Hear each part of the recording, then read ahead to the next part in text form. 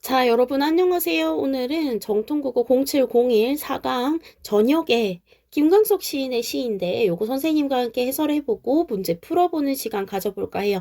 일단 쌤의 한마디 먼저 읽어보자면요. 이 시는 별을 소재로 하여 인간 존재에 대한 깊이 있는 내면 성찰을 통해 현대인이 느끼는 사람과 사람 사이의 관계를 그리고 있다. 현대인이라고 하니까 어떤 개별화되고 좀 이제 파편화된 관계에 대해서 다루고 있나 봐요. 한마디로 인간관계에 대한 믿음이 없죠, 현대인은. 공동체주의가 조금씩 태화되면서 우리가 정말로 관계성을 가지고 있을까에 대한 어떤 문제의식이 담겨 있다라고 보시면 될 것 같아요. 근데 전반적으로 이 문제에 대한 비판을 중심 화제로 두고 있지는 않습니다. 어둠 속에서 비로소 빛나는 별의 빛남과 어둠 속에서 비로소 빛나는 별의 빛남과 이와 대조되는 인간 현실의 고독이 잘 나타나 있다라고 되어 있어요. 자, 밑으로 내려가서 주제까지 한번 살펴보면요. 자, 갈래는 자유시 서정시고 운율은 내재율 안쪽에 있는 운율이에요. 성격은 서정적, 사색적, 관조적인데 서정은 정서를 담았다는 얘기고요. 사색은 생각하는 거, 그러니까 깊은 생각을 담고 있다. 관조는요, 좀 멀리서 떨어져서 바라본다라는 거거든요. 자, 그래서 이런 성격으로 주제, 어떤 사람 사이의 따뜻한 관계에 대한 소망을 다루고 있습니다. 근데 여러분 알다시피 소망이라는 말이 지금 현재 실현되고 있거나 내 앞에 있는 것을 소망한다라고 표현하진 않죠. 이 따뜻한 관계에 대한 소망이라는 건 현재의 따뜻한 관계가 조금 부재되어 있다라는 현실의식을 바탕으로 한 어떤 주제라고 볼 수 있을 것 같아요. 자, 그러면 위로 올라가서 볼게요. 옆에 있는 요 부분은 시간의 흐름에 따라 시상이 전개되고 있거든요. 그래서 저녁에서 새벽으로 그리고 그 나아가서 더 뒤로 이렇게 시간의 흐름에 따라 시가 전개된다라는 걸 표현해 놓은 거예요. 자, 그럼 시 한번 읽어볼게요. 저렇게 많은 중에서 자, 여기에서 중간에 많은 가 생략되었죠. 저렇게 많은 별 중에서 저렇게 많은 것들 중에서 정도로 해석할 수 있을 것 같아요. 저렇게 많은 중에서 별 하나가 자 여기서 별 하나는 시적 화자와 관계를 맺는 존재죠. 자 원래 별은요 우리 알고 있잖아요. 어떤 돌덩어리일 뿐이라는 거 멀리서 빛나고 있긴 하지만 우리가 몇 광년 또는 뭐 엄청 멀리 떨어진 곳에서 빛나고 있는 하나의 행성이라고 보시면 돼요. 과학적으로는요. 그래서 이 별 하나는 나를 내려다볼 수가 없어, 사실은. 근데 여기서 나를 내려다본다라고 표현한 건 의인법. 여기에다가 어떤 인격을 부여하는 방법이다라는 걸 알 수 있겠죠. 인격. 자, 그래서 별 하나가 나를 내려다본다. 이렇게 많은 사람 중에서, 지상의 그 수많은 존재 중에서 그 별 하나를 쳐다본다. 나도 그 별 하나를 쳐다본대요. 그래서 그 별과 나의 이런 운명적 만남에 대해서 이야기하고 있어. 별도요, 하필이면 그 많은 별들 중에서 그 별 하나만 나를 내려다보고요. 나도 그 많은 사람 중에서 그 별 하나를 쳐다보는 거예요. 자, 그래서 저렇게 많은 중에서 별 하나가 나를 내려다본다. 이 부분과 이렇게 많은 사람 중에서 그 별 하나를 쳐다본다. 이 부분은 몇 개의 단어를 빼고는 그 통사 구조가 유사하죠. 마치 데칼코마니처럼요. 그래서 대꾸의 방법을 사용하고 있다라고 하고요. 별과 나의 운명적 만남과 그래서 관계가 형성되는 걸 표현하고 있는 겁니다. 자, 근데요, 이렇게 아름다운 만남, 운명적 만남이 있었지만, 만남이 있으면 우리 헤어짐도 있는 법이죠. 만남이 있으면 헤어짐도 있는 법이죠. 자, 그래서 다시 보자면요. 밤이 깊을수록 이별의 시간이 다가오고 있어. 우리 그냥 자연현상을 보자면요. 밤이 깊어지고 낮이 다가오면 당연히 하늘에 뜬 별은 사라지게 되죠. 그래서 별은 밝음 속에 사라지고 나는 어둠 속에 사라집니다. 밝음의 이미지와 어둠의 이미지가 각각 대조를 이루고 있고요. 이 두 개의 문장은 대꾸를 이루고 있어요. 이 대조와 대꾸를 통해서 별과 나의 관계가 끝을 맺게 되는 상황을 다루고 있는데 이거 되게 철학적인 이야기예요. 별은 낮이 되면 사라지니까 밝음 속에 사라진다라고 하고요.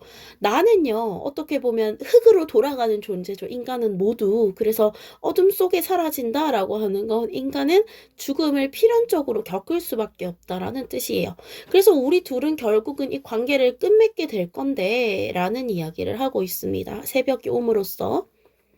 자, 이렇게 정다운 그 많은 사람 중에 나만 바라보는 별과 그 많은 별 중에 별만 바라보는 나, 별과 나의 어떤 정서적 소통에 대한 소망이 드러나 있습니다. 이 정답다라는 표현이 어떻게 보면 화자가 원하는 그 참다운 관계가 되겠죠. 그래서 너 하나, 나 하나는 여기서 너는 별이 되겠죠. 별 하나, 나 하나는 어디서 무엇이 되어 다시 만나랴. 여기서 랴는 물음이죠. 서리법입니다. 재회에 대한 어떤 소망을 강조하는 역할을 하고요. 여운을 남겨요. 여기 지금 제가 괄호로 묶어놨죠. 이 괄호 안의 내용은 이별의 아쉬움과 함께 죽음을 초월하여 영원한 만남을 이어가고 싶어하는 소망, 관계에 대한 소망이 들어있고요. 우리가 죽어서 다시 무언가로 만난다라는 거, 불교에서는 이거를 운명의 수레바퀴라고 하거든요. 이렇게 좀 그림을 못 그리긴 했지만 수레바퀴를 보면은 둥글게 생겨서 이게 계속해서 돌아가게 되잖아요. 이런 것처럼 사람도 어떤 끝지점에서 나는 죽었다라고 생각하지만 다시 태어나서 삶을 살아가고 다시 나는 죽는다라고 생각을 하는데 다시 태어나서 삶을 살아간다라는 게 불교의 윤회설이에요. 윤이 바퀴 윤자에 돌회자를 쓰거든요. 그래서 윤회설 그리고 인연설 을 바탕으로 하는 이야기입니다. 그래서 나는 어디선가 무엇이 되어서 다시 너를 만나고 싶다라면서 자신의 소망을 강조하고 있죠. 자, 이 시의 전개 과정을 좀 정리해 봤는데요. 밑에 한번 확인하시고 같이 필기해 볼게요.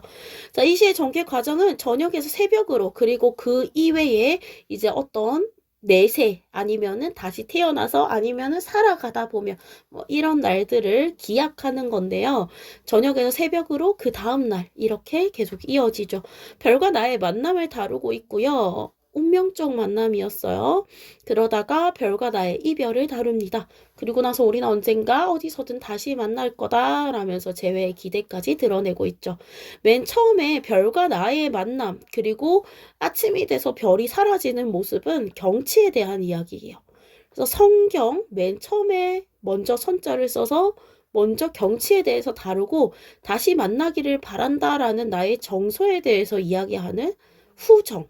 성경 후정의 전개 양상을 띠고 있다라는 것도 같이 기억해 주시면 좋을 것 같아요. 자, 여러분 아직 필기를 덜한 친구들은요. 여기서 잠시 멈춰놓고 덜한 필기본을 뺏겨서 좀 적어보시면서 공부 한번 더 해보시면 좋을 것 같아요. 자, 그리고 문제는 당연히 풀고 나서 해설을 들어야겠죠. 그래서 문제 못 푸신 친구들은 여기서 잠시 멈춰놓고 문제부터 푸시는 걸 추천드릴게요. 자, 그럼 문제 다 풀었다고 믿고요. 뒤로 넘어가 볼게요. 1번 문제예요. 윗글에 대한 설명으로 알맞지 않은 것 고르라 라고 했는데 같은 말을 반복하면서 운율을 형성하고 있다. 이거 맞는 거 되겠죠? 자, 그 다음에 별을 제재로 하여 내면적인 깨달음을 얻고 있다. 별을 제재로 했다. 별을 중심 소재로 했다. 맞고요. 내면적 깨달음. 우리는 언젠가 다시 재회하게 될 거야. 우리의 관계는 이런 것이야. 라는 소망을 다루고 있으니까 이것도 맞는 거 되겠죠. 대조적 의미의 시어를 제시해서 내용을 전달하고 있다라고 했는데 대조 어디 나왔어? 나왔죠? 밝음의 이미지. 별은 밝음으로 사라지고 우리는 어둠으로 사라진다. 그래서 색채 대비, 어떻게 보면 명도 대비죠. 명도 대비가 나왔습니다. 그래서 맞는 거 되겠고요. 시간을 역순행적으로 구성한다라고 했는데 아까도 말했다시피 저녁에서부터 새벽으로 그 다음으로 시간의 흐름에 따라서 전개된다라고 했죠. 그래서 4번은 정답입니다. 4번이 틀린 말 되겠죠. 일상적인 풍경, 밤에 별이 뜨는 그런 풍경을 통해서 시상을 이끌어내고 있다. 시를 처음 시작하고 있다라는 말은 옳은 말이 되겠죠. 그래서 정답은 4번 되겠습니다.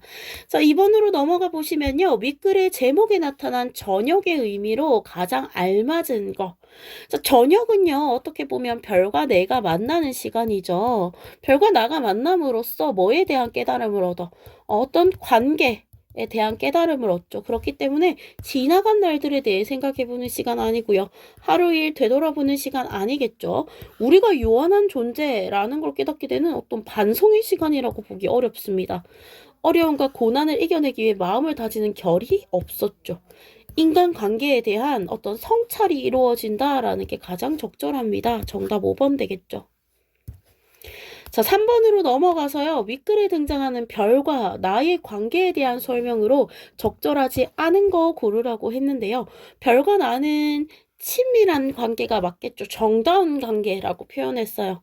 별의 밝음은 나의 어둠과 대조를 이룬다. 맞죠? 별은 밝음으로 사라지고 나는 어둠으로 사라진다라고 했고요.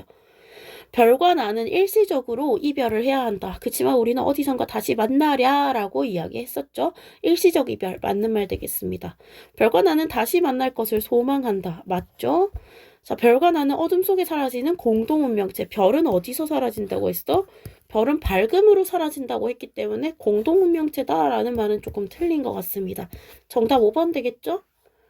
자, 그 다음 문제로 넘어갈게요. 4번 문제가 되겠는데요. 다음 중 윗글의 짝을 이루는 부분으로 바르게 연결하지 못한 거. 자, 우리 그냥 대꾸를 이루는 표현들 다 찾아보면 될 것 같은데, 그럼에도 불구하고 약간 이제, 약간 야근 방식이 있어요. 찾아보자면, 자, 저렇게 많은 중에와 어떤 것이 대조를 이미 이루고 있었어. 그러니까 짝을 이루고 있었어요. 그쵸? 근데 그렇게 되면은 이렇게 많은 사람 중에 이게 A'면 여기 A가 있어야 되는 거 아닌가요? 자, 그 다음에 별 하나가 나를 내려다본다. B라 치면 그 별 하나를 쳐다본다. B'가 될 거예요. 그러면 그 별 하나가 나를 쳐다본다. B' 여기에 B가 있어야 되는 거 아닌가요? 지금 얘는 A''와 B'가 엮여있는 지문이죠. 3번이 틀렸겠죠. 여기 C와 C', D와 D'까지 확인할 수 있습니다. 다 엮여 있는데 얘만 지금 A''와 B'가 엮여 있는 거니까 3번이 정답. 이렇게 풀어도 되고요.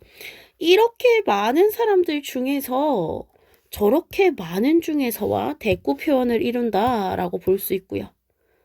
그 별 하나를 쳐다본다. 별 하나가 나를 쳐다본다. 대꾸죠. 짝을 이루죠. 그렇기 때문에 정답 3번이라고 봐도 되겠습니다. 의미상으로 봐도 되고 전체적인 선지상으로 봐도 어폐가 있는 거 3번밖에 없어요. 그래서 3번 한번 골라보시면 되겠습니다. 자, 5번 보시면요. 윗글을 읽고 난 뒤에 독자의 반응으로 알맞지 않은 거인데요. 절망감이라는 걸 느꼈나요? 오히려 뒤는 소망으로 끝나지 않나요? 희망적이고 여운을 남기죠. 그렇기 때문에 절망이란 단어는 어울리지 않습니다. 정답 1번 되겠죠? 더 설명은 필요 없을 것 같아요. 자, 여기까지 객관식 문제였고요. 주관식 문제로 가보면 또 다른 시가 하나 나와. 이 시부터 한번 해석해 보자면요. 숲에 가보니 나무들은 제가끔 서 있다고 서로 개별적인 존재로서 서 있어요. 개별적인 존재로 서 있는데 우리한테 대화 형식으로 지금 화자가 말하고 있죠. 좀 친근감을 줍니다. 아무튼 이런 개별적인 나무가 있었는데요. 그 나무들은 제가끔 서 있어도 결국은 숲이었대요. 자, 이 숲은요, 개별적인 존재지만 숲이다라는 뜻이고, 나무들이 모여서 조화를 이루는 공간, 공동체적 삶의 공간으로서 숲이 조성되어 있었다라는 얘기예요. 광화문 지하도, 자, 이건 숲에 가본 것과는 대조적인 상황이 벌어집니다. 대조적인 상황. 자, 광화문 지하도 여기는 무심한 공간, 개인적이고 고독한 삶의 공간이다라고 볼 수 있겠죠. 무심한 공간, 개인적이고 고독한 삶의 공간, 숲과는 대조되죠. 숱한 사람들이 만나지만 여기서의 숱한 사람은 나무와 똑같아. 어떤 공동체를 이루지 못한 소외된 존재가 되겠죠. 근데 나무와 아예 똑같지는 않습니다. 그 이유는 뭐냐면 얘들은 공동체를 이루지 못했거든. 숱한 사람들은 개별적인 존재면서 공동체를 이루지 못했어. 그래서 굳이 따지자면 나무와는 대조되는 존재가 되겠죠. 나무는 공동체를 이루었고요. 여기 숱한 사람들은 공동체를 못 이루었으니까 대조. 자, 그래서 이 숱한 사람들을 만나지만 왜 그들은 숲이 아닌가? 왜 이들은 공동체를 이루지 못했는가에 대한 안타까움을 의문형 어미로서 강조하고 있고요. 서리법 사용하고 있습니다. 이 메마른 땅, 현대사회 부정적 현실을 이야기하겠죠.